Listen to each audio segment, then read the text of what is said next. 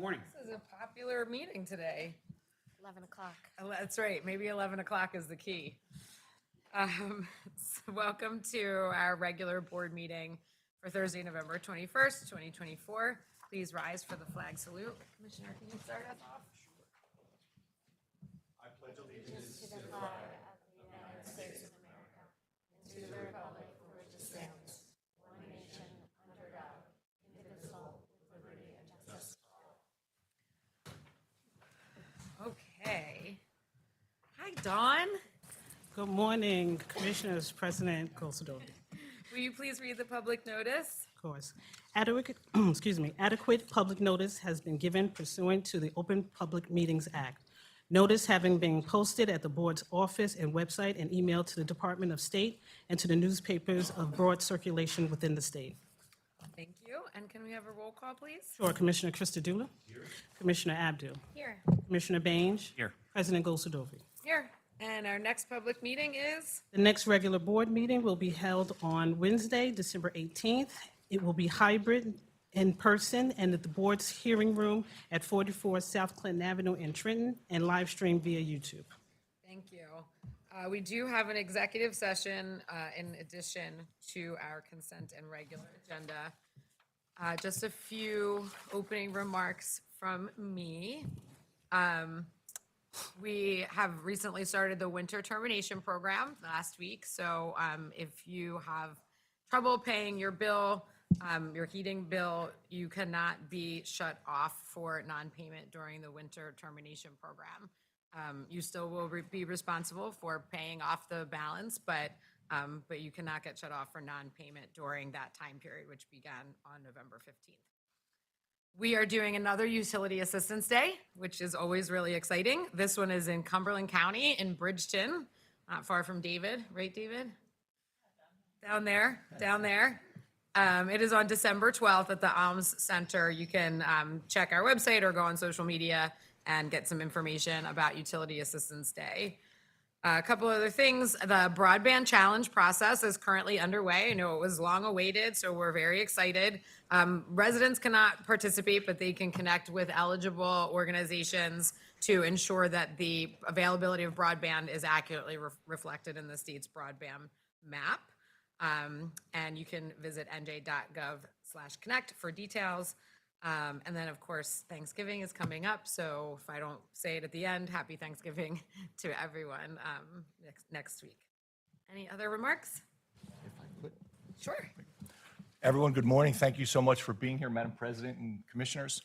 It's been almost 2 months since we've had rain, so it was so nice to see the rain fall from the skies. And we've gotten used to these extreme climate events. You will recall it was 248 years ago, almost to the month, when George Washington crossed the Delaware on that frigid night when the ice was flowing down the Delaware. And I saw this morning that we probably could have walked across the Delaware. It would have saved President Washington a lot of trouble than having to sail across. And speaking of presidents, the country spoke 2 weeks ago, and we are obliged to listen. This will change many of our objectives. It will create new priorities. It will create some unforeseen obstacles and new areas of focus. But with that, we'll create new opportunities for all of us. The goals that we face, the goals that we have pursued, will continue to be our goals, regardless of the path we take. We will dedicate ourselves with the same vigor, with the same ambition, and with the same dedication to noble ideals, not only to make sure the ratepayers of New Jersey get the best results from our efforts, but also that our clean energy goals are met, no matter which path we need to take. This team, this agency, has led the nation in so many ways, and now it is our time, with these unforeseen events that will emerge in the next few months, for us to lead again, as a team, as a unit, to let our state and our country know that our clean energy objectives will be met, no matter which path we need to take. So I want to thank you and encourage you all to maintain the course and help us together navigate whatever turbulent waters we may face. Thank you. Thank you. I want to recognize a couple of new staff people. It's always exciting. I feel like we do this at every meeting, which makes me feel great. We, I think, are at the highest level of staffing at the BPU that we have been at since the beginning of this administration and since I started here as a staff person in 2018. So that is really exciting.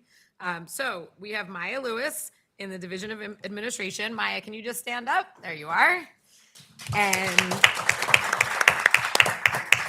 And Chris Lilja in the Office of Communications. Hi, Chris. And again, good luck and wishing you all the success here at the board. Okay, we are going to go into executive session, expected to take about 15 to 20 minutes. We will be discussing 1B, 1C, 4A, 8A, and 8B. Will the Attorney General's office, Jack was an intern. I have to say, Jack was an intern here 6 years ago. Out there. We would have liked him to come back here, but he went to the AG's office, so we have to, share the great people with other departments. Good to see you, Jack. Can you read us the justification for going into executive session? Good to see you as well, and good morning, Madam President and Commissioners. For the record, I am DAG Jack Ventura. The agenda items 1B, 1C, 4A, 8A, and 8B fall within the contract negotiation and attorney-client privilege exception to the Open Public Meetings Act, which could be found in New Jersey Statute 10:4-12B7. Thank you. Thank you. Can I have a motion to go into executive session? Second. All those in favor? Aye. All right, see you soon.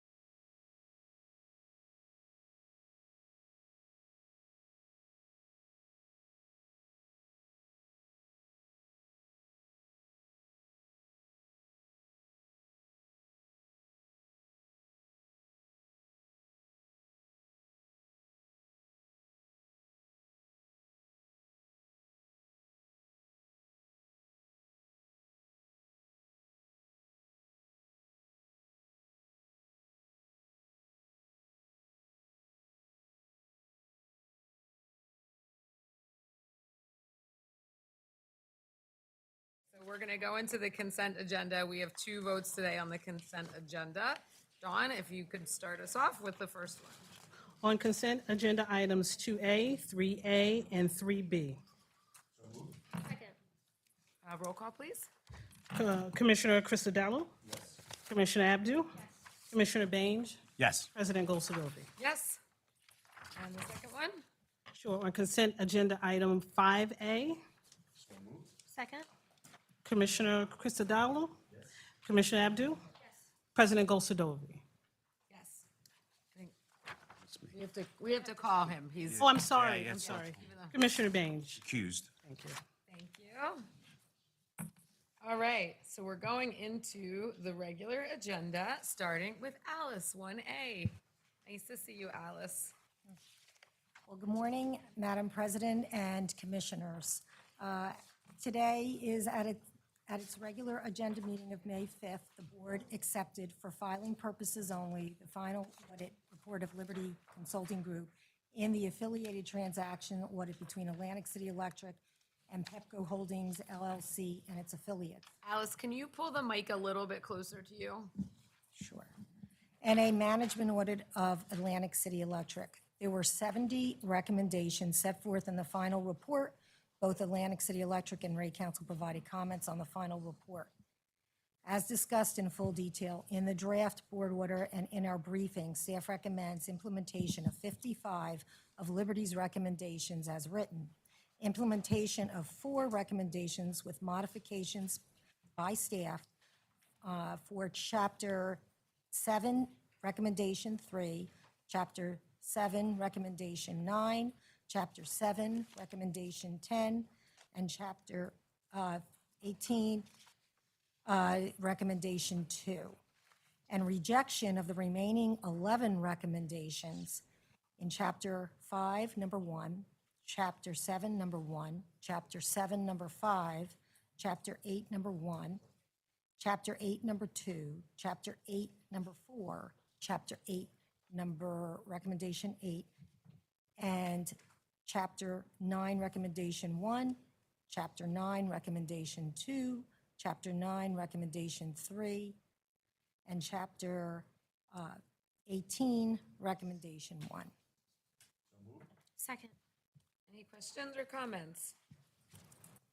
So just want to thank Alice and the team for all their work on this. I know it can be a heavy lift getting through these audits, but I think they really do help to, ensure that the companies are being their best selves and serving the people of New Jersey in the best way possible. So thank you. Thank you, Madam President, and the rest of my team and the other divisions who also provided input during this process. Thank you, Alice. Can I have a roll call, please? Sure. On the motion to approve staff's recommendation, Commissioner Christodoulou? Yes. Commissioner Abdu? Commissioner Baines? Yes. President Goldsadovy? Yes. Staying with us, Alice. This matter involves staff's request to commence an affiliated transaction and relationship audit between Atlantic City Electric, its parent Exelon, Pepco Holdings LLC, and affiliates. This audit will also include a review of ACE's compliance with the board's regulations and New Jersey statutes regarding affiliate and fair competition standards and a comprehensive management audit of Atlantic City Electric and the holding company. A request for proposal, which includes a Phase 1 and a Phase 2 of the audit, has been drafted for your consideration. Staff recommends that the board permit the audit staff to release the RFP to the pool of 4 qualified management consultants to solicit bids to perform the audit, the scope of audit. Second. Questions or comments? Roll call, please. On the motion to approve staff's recommendation, Commissioner Christodoulou? Yes. Commissioner Abdu? Yes. Commissioner Baines? Yes. President Goldsadovy? Yes. 1C. This matter involves staff's request to commence an affiliated transaction and relationship audit between Rockland Electric Company, its parent, Orange and Rockland Utilities, the holding company, Consolidated Edison, and affiliates. This audit will also include a review of Rockland Electric Company's compliance with the board's regulations and the New Jersey statutes regarding affiliate and fair competition standards, and a comprehensive management audit of Rockland Electric Company and the holding company. A request for a proposal which includes a Phase 1 and a Phase 2 of the audit has been drafted for your consideration. Staff recommends that the board permit audit staff to release the RFP to the pool of 4 pre-qualified management consultants to solicit bids to perform the scope of work. Second. Questions or comments? Roll call, please. On the motion to approve staff recommendation, Commissioner Christopoulos, Commissioner Abdu, Commissioner Baines, Yes. President Gosadovich. Thank You, you. Alice. Thank you. 2A and many more. Stacy Peterson. There's not that many today. There's 3. You're right, I'm sorry. There's only 3. You're right. You're not coming back? No. I will not come back today. Okay. 2A is a recommendation for securing electric power supplies for basic generation service customers for the period beginning June 1st, 2025. By way of background, the board issued an order on April 17th, opening a proceeding to determine how to procure the remaining 1/3 of the state's BGS RSCP and the annual BGS CIEP requirements for the period beginning June 1, 2025. The EDCs made a joint filing on July 1st. The board received initial and final comments, and a legislative type hearing was held on September 20th. Staff's full recommendations have been set forth in the agenda memo and commissioner briefings, but there are a few issues that I will describe here. Staff notes that Rockland Electric did not address the capacity needs of its BGS customers in its central and western divisions in the NISO capacity market. Although Rockland did not file a proposal related to the procurement of capacity for its non-PJM service area, staff recommends that the board direct Rockland to modify its company-specific addendum to include the same procurement process for capacity needs for its non-PJM service area as has been approved in previous BGS proceedings. In its initial comments, the Retail Energy Supply Association sought to have the board amend its regulations to allow third-party suppliers to pass through capacity cost increases to their customers on fixed-price contracts, arguing that BGS providers are permitted to do so and that third-party suppliers are not on equal footing. The proposal was opposed by Rate Counsel. Staff notes that the board's energy competition regulations are up for readoption in early 2026, and staff anticipates that the review and readoption process will begin in 2025. Staff believes that the review of Chapter 4 and not this proceeding is the appropriate venue to review these issues and recommends that the board deny RISA's proposal to amend the board's rules at this time. RISA also argued that the EDCs should not be permitted to offer BGS supply time of use rates until third-party suppliers have equal access to advanced metering infrastructure data. Several parties noted that the board has initiated proceedings intended to address AMI data access issues. Additionally, staff notes that with obtained customer consent, third-party suppliers can currently access customer data. Therefore, staff recommends that the board find RISA's issues related to data access and AMI are more appropriately addressed in those proceedings and decline to address the concerns in this docket. To summarize, with the modifications suggested, staff recommends that the board approve the descending clock auction process, auction rules, board approval process, and supplier master agreements that were proposed by the EDCs. Staff further recommends the board require each of the EDCs to file an amended compliance filing by December 5th and authorize staff to review the filings and request that the board secretary issue a letter if the filings are found to be compliant. Second. Questions or comments? Roll call, please. On the motion to approve staff's recommendation, Commissioner Dulu? Yes. Commissioner Abdu? Commissioner Baines? Yes. President Gosadovich. 2B. On January 31st, 2024, New Jersey Natural Gas Company filed a petition seeking approval to increase its base rates for gas service of approximately $222.6 million. Through the course of the proceeding, New Jersey Natural provided updates to reflect actual results through the full 12-month test period, which modified the proposed revenue requirement to an increase of $219.86 million.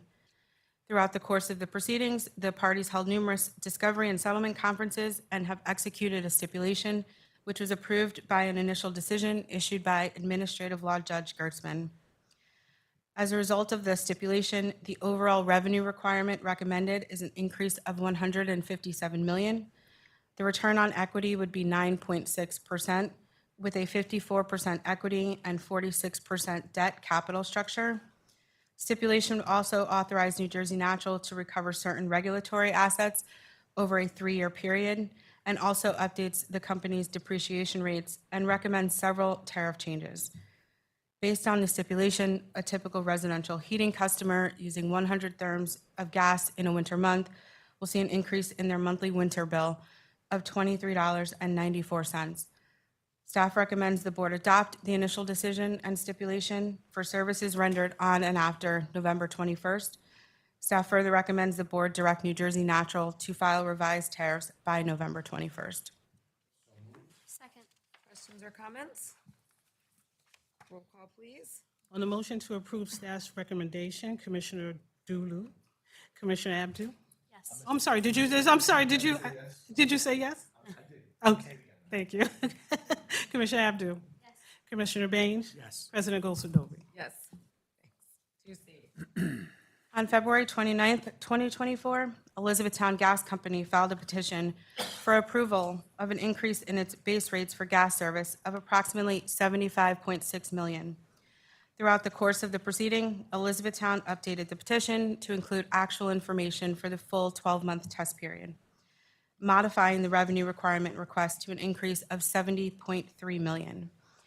Throughout the course of the proceeding, the parties held numerous discovery and settlement conferences and ultimately executed a stipulation, which was approved by Administrative Law Judge Gertzman.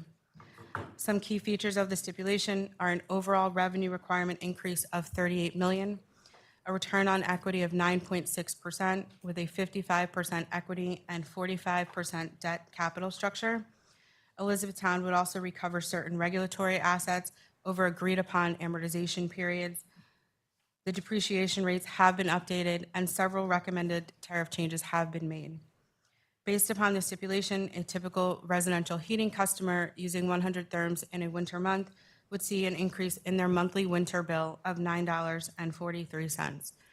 Staff recommends the board adopt the initial decision and stipulation for service rendered on and after December 1st, 2024. Staff further recommends that the board direct Elizabethtown to file revised tariff sheets by November 27th. Second. Questions or comments? One comment, as we've mentioned so many times, we oversee how these rates have been going up and we understand how they impact ratepayers significantly. And to the extent possible, we would encourage everyone, for so many reasons, economic, environmental, to really cut back on their energy use wherever and whenever possible.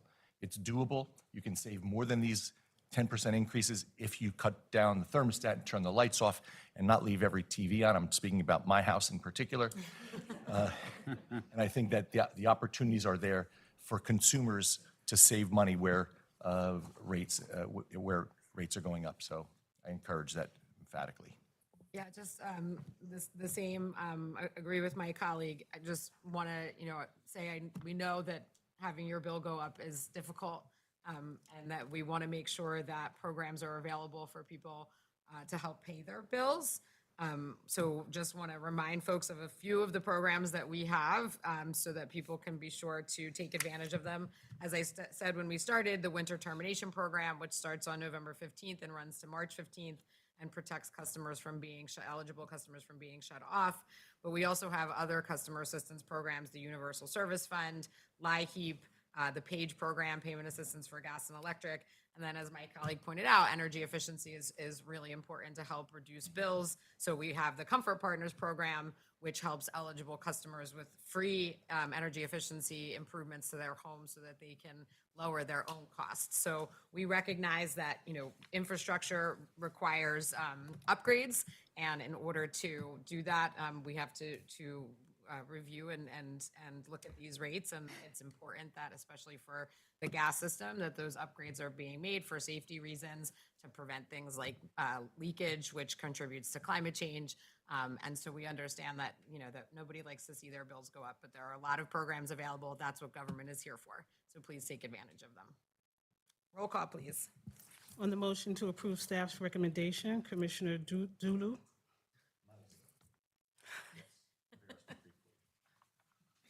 Commissioner Abdu? Yes. Commissioner Baines? Yes. President Goldberg? Yes. I'll get it right. Thank you. President, if I could give a shout out to staff from several of the divisions at the BPU. In the last 12 months, we have seen 9 base rate cases.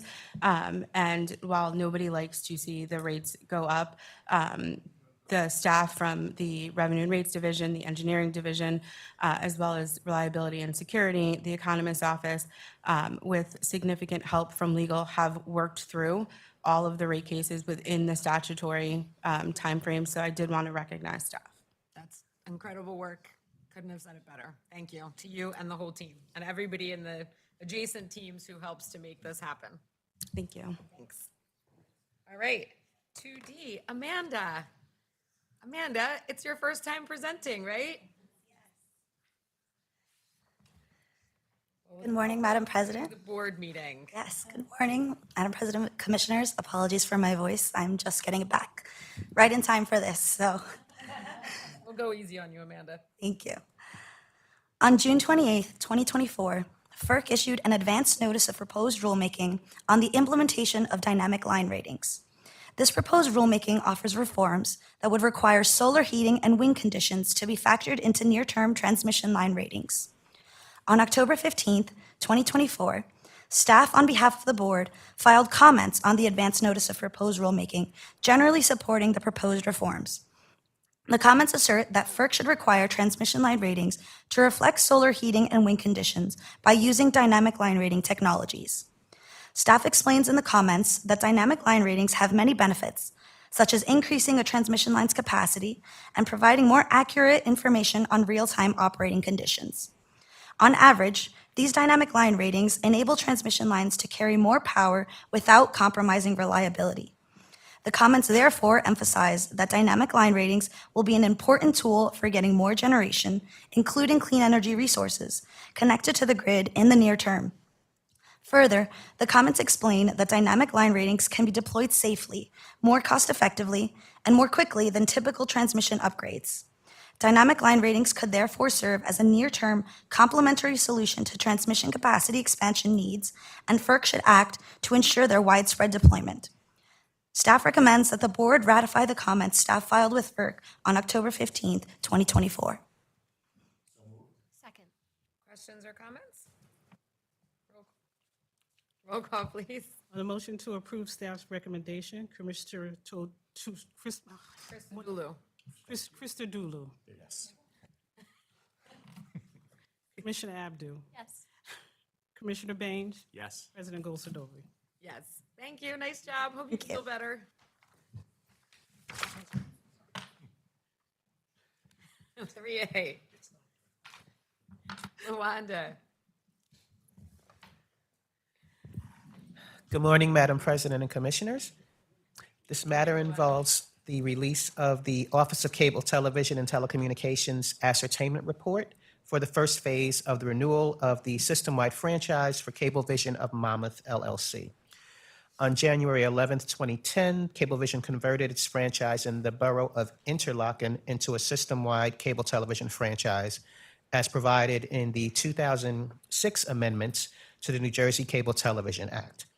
An order memorializing the conversion was issued by the board on February 11th, 2010, which granted Cablevision a system-wide cable franchise for a term of 7 years.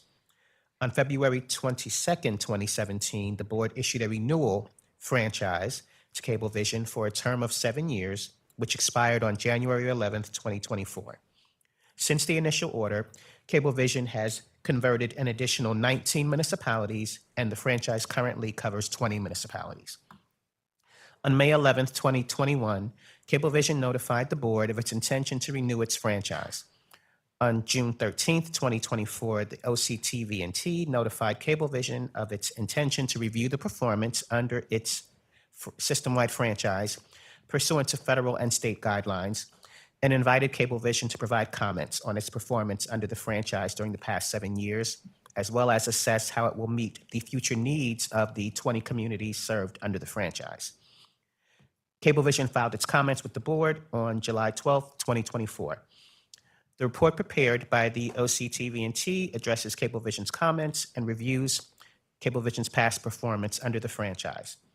Pursuant to the franchise renewal rules, Cablevision will file its formal franchise renewal application following the release of the report, and 2 public hearings will be held thereafter to provide opportunity for public comment prior to it returning to the board for final review.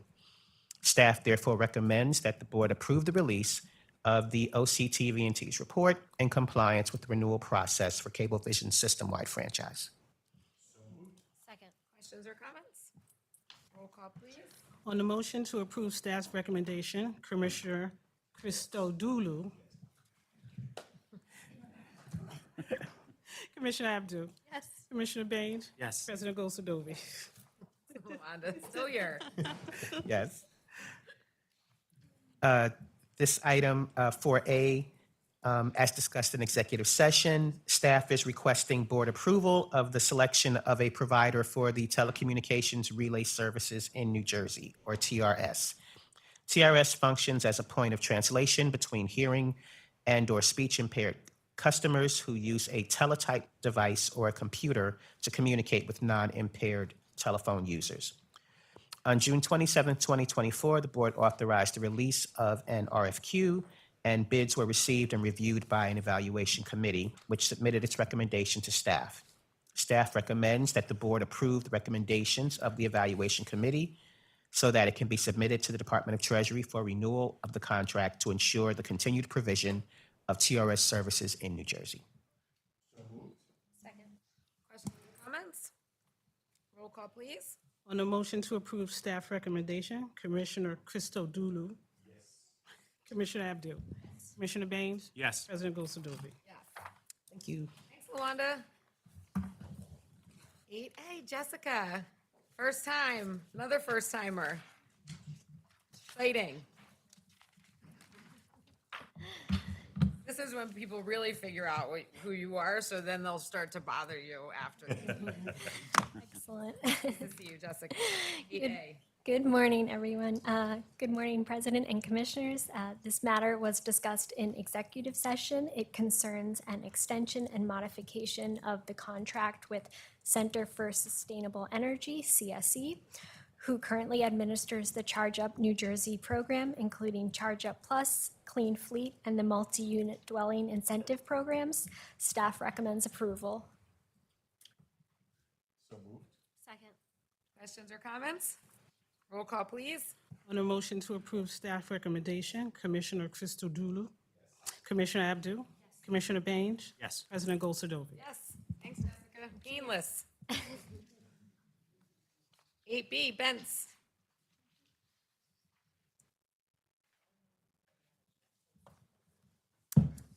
Good morning, Madam President. Good morning, Commissioners. This matter concerns the release of a request for quotation for services relating to the United States Environmental Protection Agency's Solar for All competitive funding opportunity. Specifically, staff of the New Jersey Board of Public Utilities seeks approval to hire a contractor using federal grant money to assist with the program design and administration of the New Jersey Solar for All program. Staff anticipates entering a 3-year contract for the combined scope of program design and administration of new competitive solicitations. The contract will involve a robust stakeholder process to yield a fully developed program that will disperse New Jersey's award within the 5-year federal funding period. Staff recommends the board approve the release of the RFQ to hire a contractor to assist staff with the NJSFA program design and administration as discussed in executive session. Second. Questions or comments? Roll call, please. On the motion to approve staff recommendation, Commissioner Christodoulou. Yes. Commissioner Abdu. Yes. Commissioner Baines. Yes. President Gosadovi. Thank you. 8C, Florence. Yet another first-time presenter. Wow, this is so exciting. Good morning, Madam President and Commissioners. This item relates to the application from NJR Clean Energy Ventures 3 Corporation, or applicant, for their Arrowhaven landfill solar project in the CSI program seeking conditional certification of eligibility to generate SREC 2s as a project located on a landfill. The project was previously registered in the TI program. That registration expired in April of 2022. NJR received permission to operate on March 24, 2023. On April 17, 2024, the board awarded the applicant an SREC 2 incentive of $89 per megawatt hour in Tranche 3 contaminated sites and landfills in the second solicitation of the CSI program. The constructed facility is 2.772 megawatts, located at the Air Haven landfill site, Block 63, Lot 1 in Evesham Township, Burlington County, New Jersey. As part of the initial CSI registration package, the applicant filed a contaminated site or landfill eligibility verification form, along with supporting documentation to enable the board, in consultation with NJDEP, to determine whether the project meets the requirements for participation in the contaminated sites and landfills tranche. Staff reviewed the application and supplied a copy to NJDEP for their review. NJDEP reviewed the site to determine any compliance issues, required permits and approvals, and impacts to regulated areas that must be addressed prior to full certification of the project, and issued an advisory memo to staff on August 9, 2024.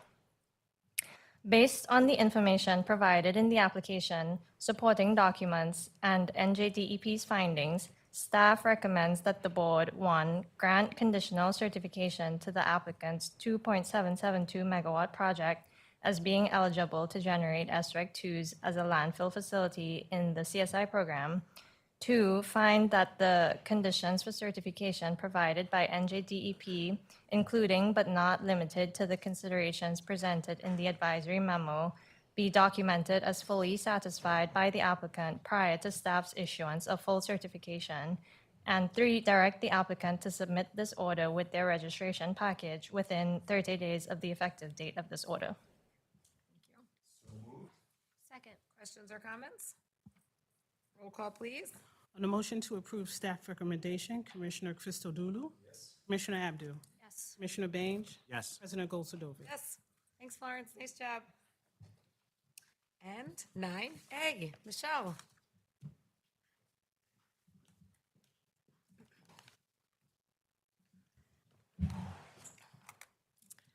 Good morning, Madam President and Commissioners. The New Jersey Board of Public Utilities serves as Program Administrator for the Energy Savings Improvement Program, or ESIP. This program was established by law in 2009 with statutory amendments in 2012. As required by the ESIP law, the board developed 2 requests for proposal templates, or RFPs. One template is used by educational entities, and the other is used by local governmental entities. Public entities use these RFPs to procure an energy services company, or an ESCO. Board staff has worked with the Division of Local Government Services within the New Jersey Department of Community Affairs, with the Office of State Comptroller, and also with the Department of Treasury to update the draft education RFP template to reflect changes in the law since this template was posted. The education sector comprises the majority of ESIP projects administered by the board. Since the majority come from this sector, this template is being addressed first. Updates to the local government template will be made soon hereafter. Staff recommends that the board approve the draft education RFP template so that the ESIP program provides an RFP model that reflects current law. Staff also recommends that the board direct staff to review the template and update it as needed to remain current with any future changes made by law. Thank you. Questions or comments? Just thanks, Michelle. I want to acknowledge, the importance of the ESIP program for school districts and local governments. It helps them to not only save energy, but significantly reduce their costs, which is ultimately a savings for the residents of those districts and municipalities. So thanks for all your work. Absolutely. Thank you, President. Roll call, please. On the motion to approve staff recommendation, Commissioner Christodoulou? Yes. Commissioner Abdu? Yes. Commissioner Baines? Yes. President Goldsadovich? Thank you. So this concludes the end of our meeting. It is 11:53. I don't know if that's a record, but I want to just close the meeting with a couple of things. Thank you, Michelle. I want to acknowledge that there may be some uncertainty that people are feeling. But I think it's so important to highlight the amazing work of this agency and the staff that work here in particular. We have accomplished a great deal over the last 7 years, and this staff here has been so dedicated in doing all of the amazing things. And I'm going to highlight a few of those because I think it's really important to celebrate when we do great things. And so we should really be doing this at every meeting, because at every meeting and every week, this department does amazing work. We have launched an entirely new Office of Broadband Connectivity. We have done 4 offshore wind solicitations. We have transformed energy efficiency and solar to help reduce costs. We have created an amazing community solar program that has led the nation. And as Stacy pointed out, all the while doing the regular work of regulating the utilities and adjudicating all of their rate cases. So I just want to commend the incredible work of the staff here. You know, when Joe was up here, he would often say that, you know, he hires good people that make him look good. And I feel the very same way. There are so many amazing staff people, and we could not have accomplished all of these things without you. And we're going to continue to accomplish great things. So thank you for all of your work. And I just want to commend you. You're really the best team in state government. Don't tell the governor I said that. All right, can I have a motion to adjourn, please? Second. All those in favor? Thanks, everybody.